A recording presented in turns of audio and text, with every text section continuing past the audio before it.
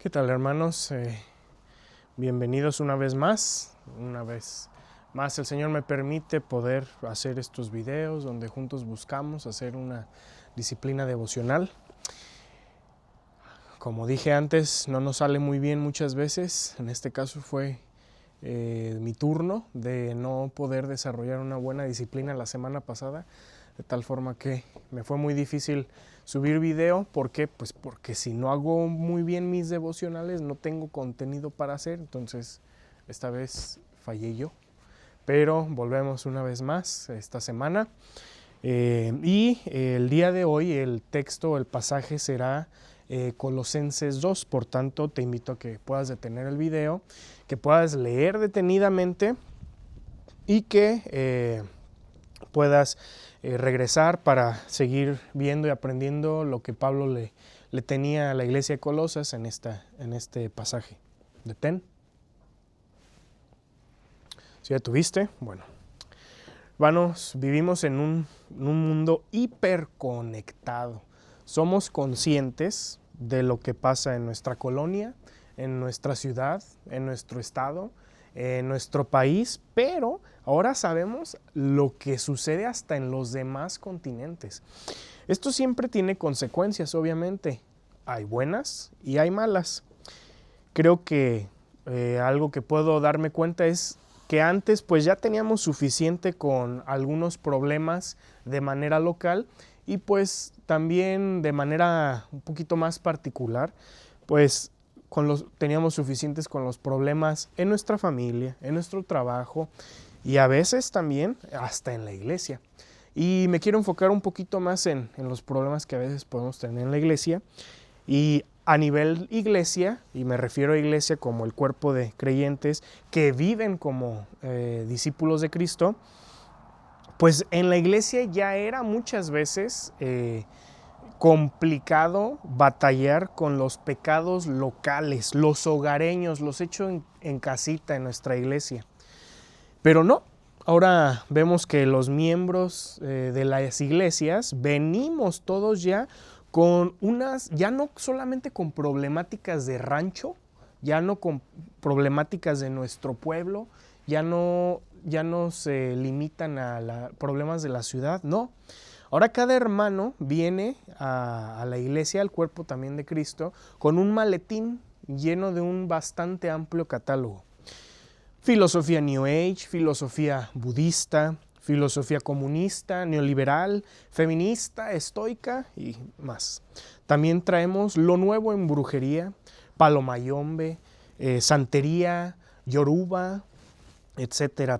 También nos traemos problemas extranjeros, ¿no?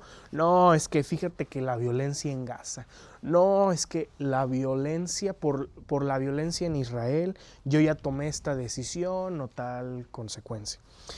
Y hasta llegamos a cargar o tener en mente variedad amplia de problemas de asuntos religiosos. No, es que en iHope Church, no en el seminario Moody, en Princeton, no, allá sí tienen, allá no tienen. La teología reformada no es como la inglesa reformada, no es como la neocalvinista holandesa.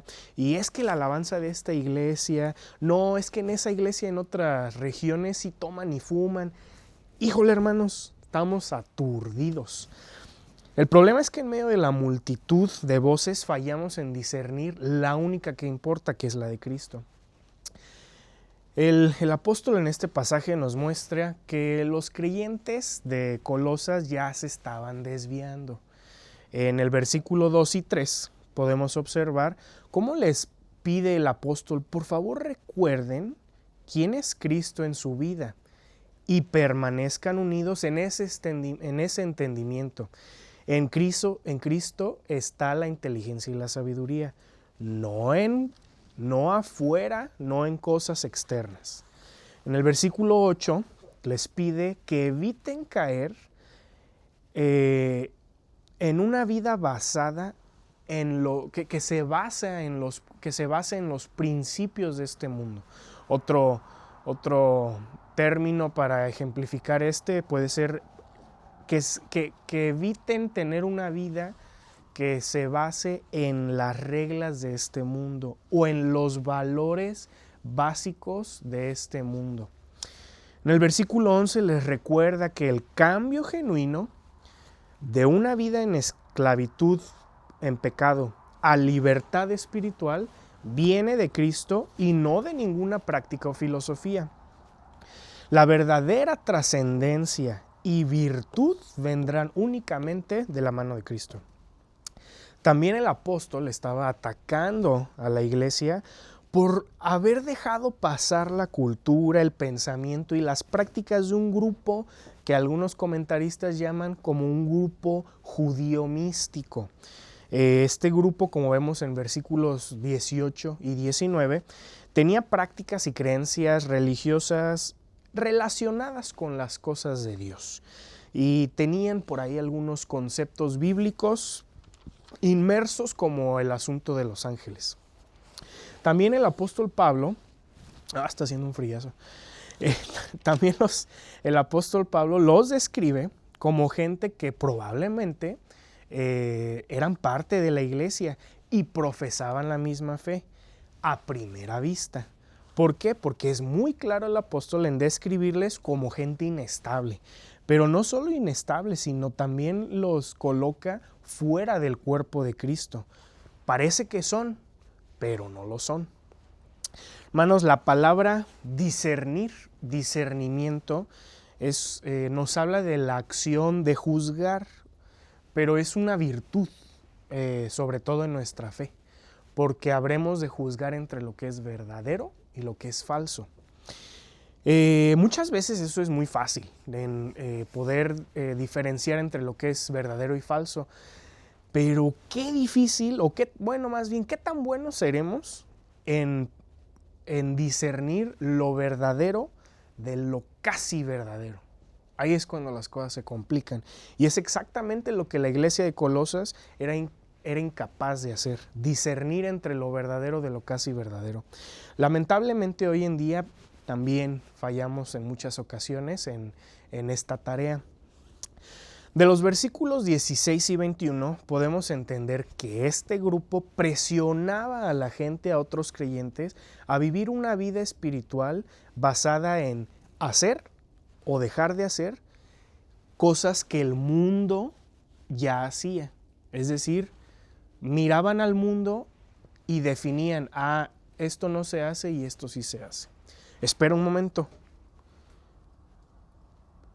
¿Qué no eso es lo que hacemos los cristianos comúnmente? Sí, el problema es que el ser discípulos de Cristo pasa a segundo término. Y la iglesia de Colosas estaba delegando esta identidad como discípulos de Cristo. La prioridad ya no era depender de Cristo día a día, y ya tampoco había una preocupación por arrepentirse del pecado o seguir creciendo en sabiduría y pedir por inteligencia y sabiduría a Cristo. No, ahora todo era reducido a lo que hacían y a lo que no hacían. El problema es que las cosas prácticas que el mundo conoce como no hagas esto, haz esto, porque si no te va bien, te va mal, era ahora la referencia. Estos principios básicos ya eran la referencia, el punto de partida para un crecimiento espiritual. También el problema era que tenían una identidad basada en lo que el mundo hace o no hace y no en lo que Cristo hace.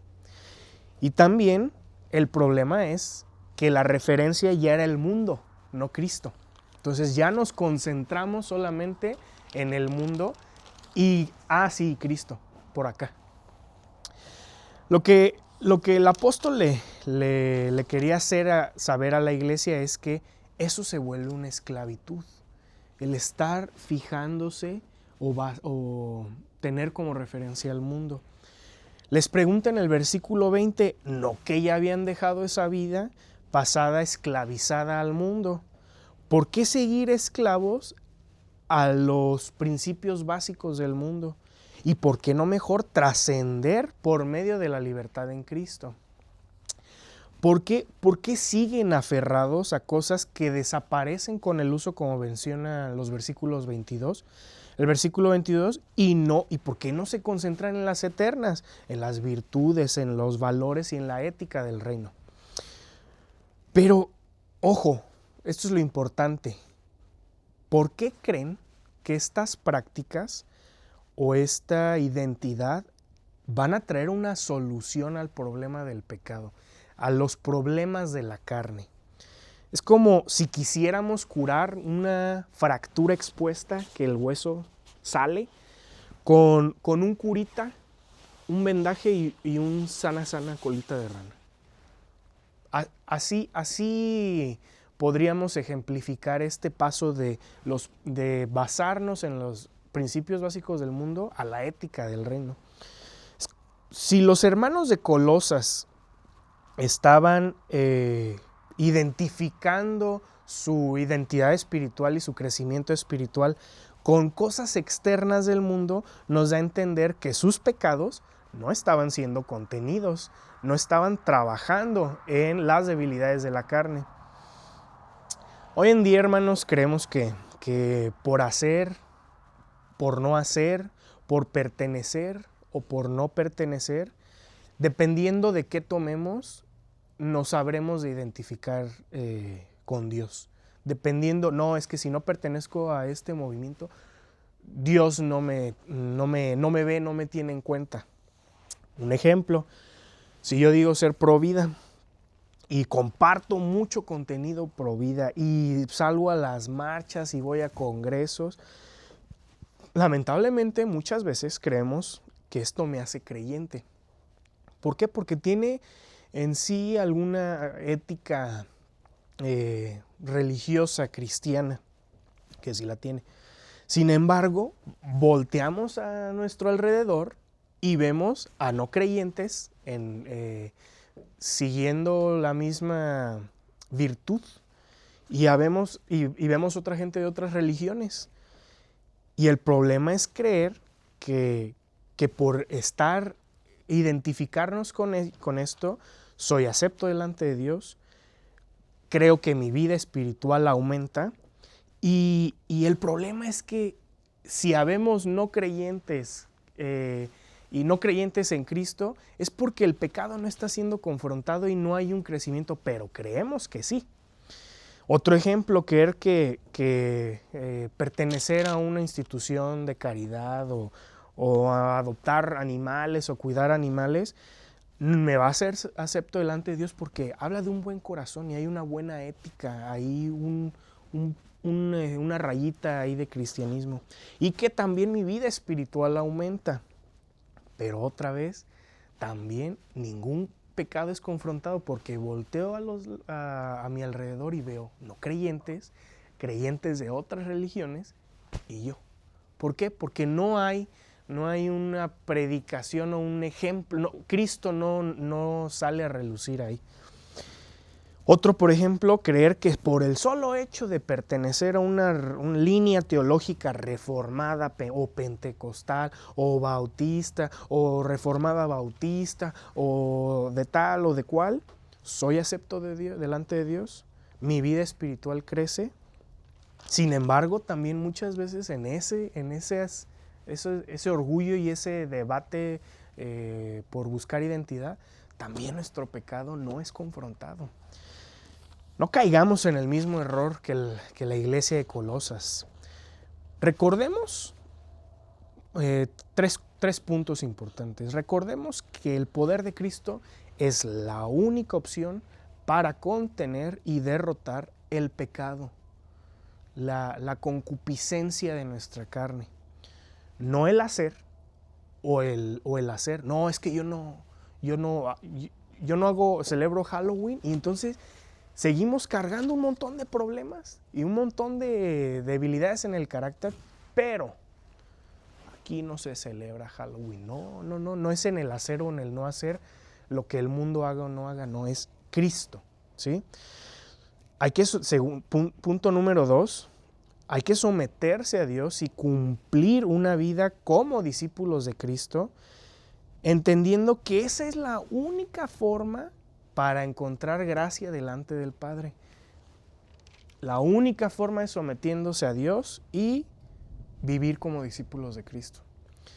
Y tercero, hay que vivir de tal manera que demostremos y que seamos ejemplo de las promesas divinas de Cristo en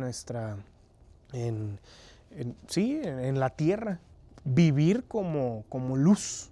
Y para eso hay que combatir la carne y la debilidad de nuestros pecados. Solamente a través de vivir identificados con Cristo. Después, si tienen chance, si hay oportunidad y el Espíritu les llama a servir y defender en alguna causa del mundo, adelante, sin dejar de lado la identidad como discípulos de Cristo. No podemos definir la perfecta renovación de Cristo hacia nuestro ser, su salvación, su gracia y misericordia, con los preceptos básicos del mundo. No los podemos intercambiar, eso es un error.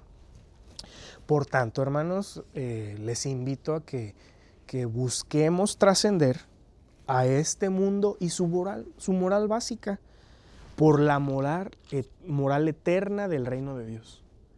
¿Vale? No definamos nuestra vida viendo a la moral y ética del mundo, sino a la de Cristo, porque esa trasciende a esta básica. Les invito a que podamos orar para terminar este momento.